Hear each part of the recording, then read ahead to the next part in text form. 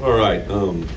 Well, I thought after watching the game from Saturday to Sunday, just really excited about the way our guys not only just handled the preparation for the game, but the game itself. We talked all week about executing the plan, putting in the preparation, and to play the game on Saturday. And I thought at halftime, the coaches, the players all bought into some adjustments we need to make, and obviously close it out in a very good fashion to have some of our seniors, Pat Bryant, to get that recognized as the most touchdowns for a season and a career in Memorial Stadium. I thought was just off. He is the definition, I think, of what this program, at least since I've been here, like truly try to just impress the way you grow, the way you develop, the way you make yourself better every year. I just thought there was no better representative than Pat Bryant to have that. So to have that play out, to have Gabe Backus, I think he had about 20 people here in the stands, right? To have him play the way he did. Seth Coleman, I knew he was going to have another big day. See it play out, and then to get some new guys. I know you guys like interviewing Kanena. Kanena was just to see that smile, to see that reward for a lot of hard work. It was on, like I said, in the post game, it was almost a year to date. So really excited for a lot of different guys, but quickly flushed that game and jumped into our Rutgers preparation. As a coach, I kind of gave our staff that directive. We usually meet about 12:30 on Sundays to have the game graded and ready and talk about our opponent. We quickly flipped the page and jumped into our Rutgers prep from an injury standpoint. I do think Malik Elzy, we're going to expect him to practice tomorrow. I don't know how much it'll be, but he is clear to practice tomorrow. Passed through his running and everything today, or yesterday and today, so get him out there. Also, Joe Barna will be involved in individual drills and Skelly tomorrow, so if that progresses, then I think he'll be cleared for Wednesday. Demetrius John also had a hamstring that flared up last week that he practiced and ran today with the trainers. Should have him back out there. Also another guy that we've been waiting to get out there, Daniel Brown, who has been battling through some back issues, has really progressed here. We thought we'd get him back during the second bye week, and he's been limited and kind of bringing himself back. So really, he's a guy that led the JUCO World 2 years ago and most productive sack hitter, and have him come into the inside linebacker room would be really good. Did lose T. Rooks during the course of the game, got his ankle rolled up a little bit, but I do think he's got a chance to come back on Friday, on Friday for the travel and Saturday for the game, so we'll see where that plays out.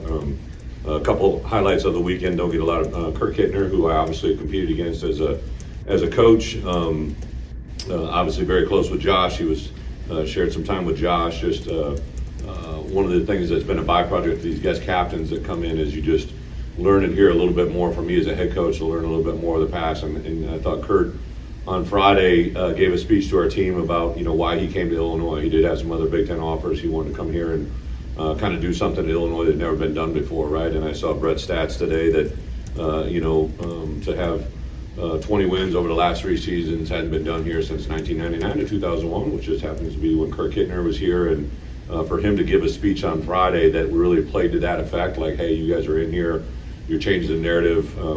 He did bring it to our attention that he really enjoyed the Michigan game. I think he's a guy that you can see speaks very, very well about what he believes in. And I think, we made a couple little comments in our preparation going into Michigan State that we had a chance, obviously, to play Michigan State, but to go 3-0 against State of Michigan and Central Michigan State in our own stadium. I think that was pretty awesome. I know for me, I made a couple references to it. We wanted to play well for our seniors and senior day, and obviously to finish the 6 wins out of 7 opportunities here in Memorial Stadium, and to give our fans, really everybody, right, from your guys' job as media people and Josh and his crew and the DIA to our building over here in the Smith Center with football.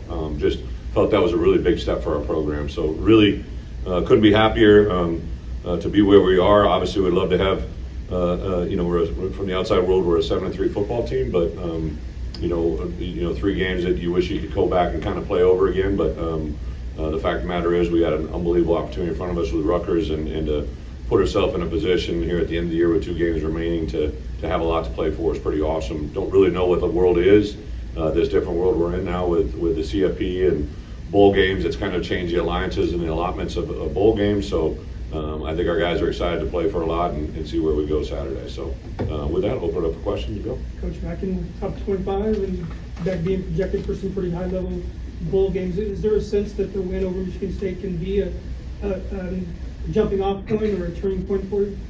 I don't know, anybody else jumped off, maybe you, nobody else did. So I think the part that's really awesome is just the way our guys have approached every week, in the detail that they have done.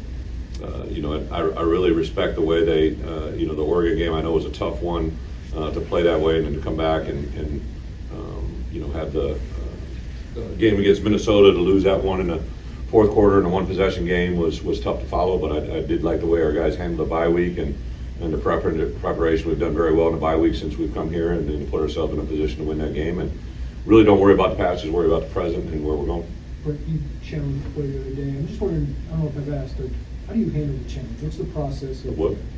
when you decide to challenge? Like, Oh. who you're communicating Yeah. with, what do you have to see, what do you have to do? Yeah, so great coaching point. The challenge flag in a sense, right? No, we don't have an actual flag. We get to challenge it with something that's kind of evolved steadily in this world, right? When I was last in it, it wasn't quite at that stage, and then when I was in the NFL, they actually have the challenge flag, right? And I believe it was a Sunday night or a Monday night football game. I'm up in the booth my first year, and I see a play happen, and I yell something. The ball is out. The ball is out, and that was not my job responsibility. But I yelled it, and Bill threw a flag, and I'm just like, oh boy, this isn't going to be good, right? If this doesn't materialize, and fortunately, the ball was out, and we won the challenge and did it. And I kind of quickly learned protocol there, right? And got assigned to some new duties after that, because you really truly don't want to waste those opportunities, right? And Saturday, I heard someone yell "ball out." They were getting ready to snap the ball, and I just really felt like I want to take a look at that challenge, because I did see the ball out. But we're trying to also get replay information from upstairs, right? Because a lot of times our sideline or our replay board won't show it. So the challenge really does come up to the guys upstairs. I'll say, hey, can anybody confirm it? And then I will tell our guys all the time, hey, tell me the truth, right? And I know a couple of the guys on the field were talking about it being out. I go back to, I believe it was Zeke, if I'm not mistaken, our first year, ripped one out that no one else saw. And the only reason I called the challenge is because of Zeke's reaction. So I tell our players all the time, I can handle anything, just tell me the truth, because we all want the same thing. That's really the best indicator. Bret, Shiano has talked a lot about the NFL experience having changed him, even though it's Rutgers to Rutgers. Mm-hmm. You've talked a lot about how the NFL experience, Yeah. I'm not asking you to speak for him, but speak for you. Yeah. How did the NFL experience really change you? Yeah, I think, Matt, twofold, right? I didn't have any idea about the NFL. I had a wonderful NFL career. I joke about it all the time. I was with the Seahawks 6 days before they cut me, so I really hadn't seen that side of it, right? I was very limited. I've been to a lot of OTAs every spring as a head coach. I'd go to OTAs, and you would see, just the differences in practice and the layouts and the rules.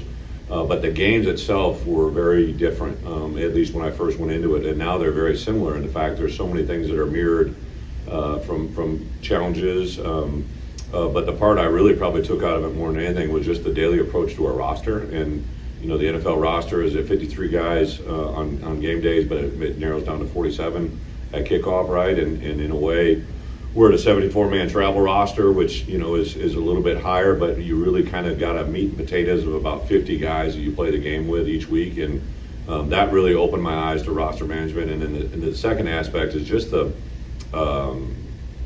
when I went into the league. During that first spring with the Patriots, Trent Harris, who's now with us as a young coach working with our outside backers, I would meet with him and teach football, right? And I would meet with every position group, really offensively and defensively, and just talk football one-on-one. And it really kind of gave me a chance to be on the grassroots label of these incoming rookies, and saw how some of those guys knew a lot of football, but also saw some things. I remember someone didn't know what a two-point play was, and they graduated from or came from a we won't get specific, but it was a very southern level playing area, right? And I'm like, what do you know what a two-point play? But he just standard phrased in that way, right? So I think probably expounded to me how much you can still have an impact on teaching the game to kids, right? And I think Owen Carney was back here Saturday, and just to see his smile and to know some of the things he said to me after his time here of what we were able to teach him and guide him to be.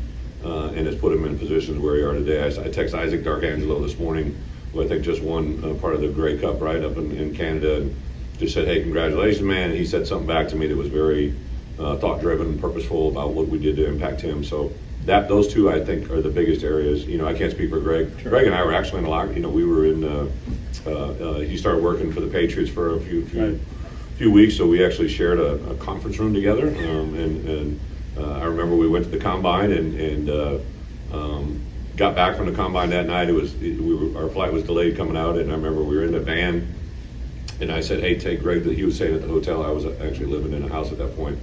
I said, "Let's take Greg to the hotel. Let's get him back to where, and then we'll go over to all of our cars were at the stadium." So we dropped him off, and I said, "Hey, I'll see you at 6 tomorrow morning, right?" He's like, "Yeah," and then never kind of changed literally overnight. So I always give him heat about that. But I've known Greg a long time and respect what he is. What do you think's made him successful?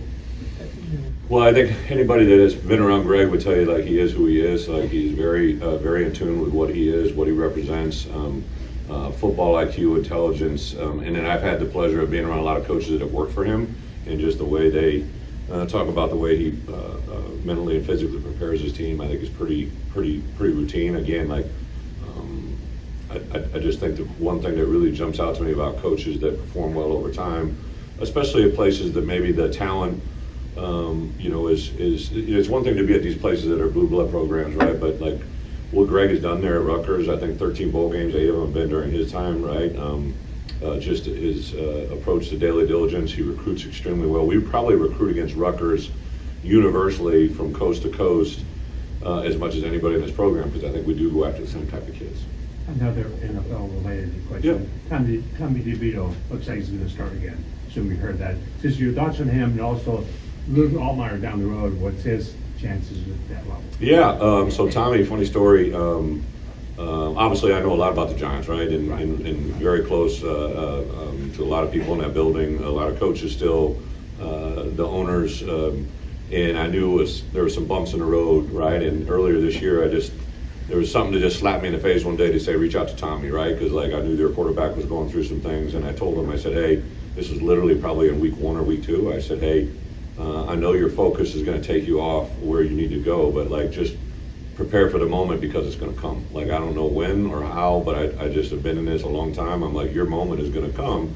Don't wait for that moment to prepare, right? And so then literally I saw a social media post someone just gave me about 2 hours ago that said Tommy was projected to be the starter, and I opened my phone, hit the send button, and looked, and the message I had sent him, from about 6-7 weeks ago was, I just said, hey, I put the arrow up sign. I said, read above, right? Like, because he commented after I sent him that, like, Coach, appreciate that, needed it, and I'm just so excited because this kid's moment, right? If it comes this week, he's probably been preparing for this moment for a long time before this week, and I think that's why Tom will be successful. He's got obviously the bravado and all the things that make him who he is, but if that chance is real, I think it's going to be pretty awesome. Luke, the greatest thing that Luke brings to the table is you can literally see him improve every day.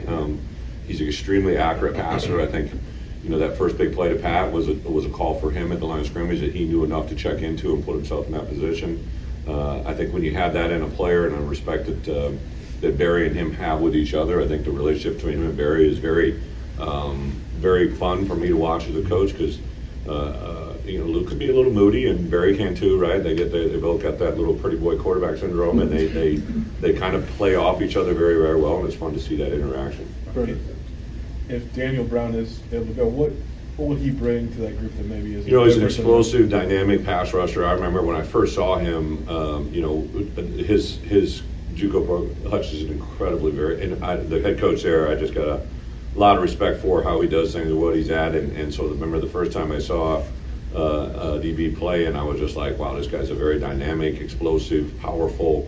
To me, he's kind of our kind of guy, right? Maybe he doesn't have all the correct measurables, right, but just plays extremely hard. And then I remember that year, a year ago, when we would go out during the bye week, and he was committed to us, right? And I would go to a bunch of junior colleges, and they're like, oh, hey, you got that edge guy out of Hutch, right? And every team they played against knew about Daniel Brown. Even teams that weren't playing them, they saw him on film.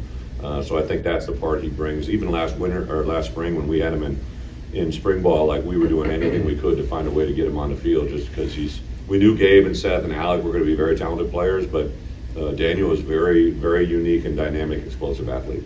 Two-parter with Malik. What's he dealing with, and when did that pop up? Yeah. Maybe this is Malik had friendly fire. He got tackled, rolled just during It was, if I'm not mistaken, it was on Thursday bye week. It was either, it had to be Wednesday or Thursday, because I just saw Wednesday and Thursday's practice. So just kind of a routine play, broke back, got rolled up with a couple guys, rolled his ankles. Knew it was going to be a hard stretch to get him back next week, but there was a chance. I know he was extremely disappointed. Malik Elzy, I think the Pat Bryant effect is a great point. Like Malik Elzy, you know, even when Zakari came in, he knew, but like Malik would tell you that he's become better through Zakari's presence, just because great players make good players play well, right? And Malik didn't do anything but take that as a challenge. He was literally playing his best football. Had really been a key factor for us. Excited to get him back out there, but I thought Kapka Jones, right, took advantage. I mean, that 3rd and long that he caught, just another great indicator. And I think Pat, you know, asked Pat this in front of the team the other day, said, what is the greatest, you know, you're a great, we always talk about Pat's preparation. I said, the preparation you do now, where did you learn that the most from? And he said, Isaiah Williams, right? And I said that Friday night in front of the team because, you know, as coaches, we always say, you know, seniors always graduate, but traditions never do, right? And Pat learned from Isaiah, and now I think I can see Kapka Jones and Malik Elzy, and to a certain degree, Kanari Wilcher, and really, to be honestly, Zakari Franklin learning through Pat, right? And that's when you truly can start to build a program of something good. Do you have the second part, Joey? You got my second part. Okay, got it. I want to ask about field position. So I stumbled on this stat this morning. I don't know if you know this. Illinois has the fewest possessions starting inside the 20 of any team in college football. Number one in that stat. It's like 5.8% of drives have started inside the 20. What goes into that? Like, does that come from the game planning? Does that come from the approach? 4th down decisions? Tell me about that stat. Well, first off, I just, you know, I've been head coach here going in my 4th season, and I thought the special teams performance on Saturday from our crew was as good as I've been around, right? Like, to have Fabrizio come in and punt the ball the way he did, to have Hugh come in and punt it, who was now coming off the bench, punt the way he did it.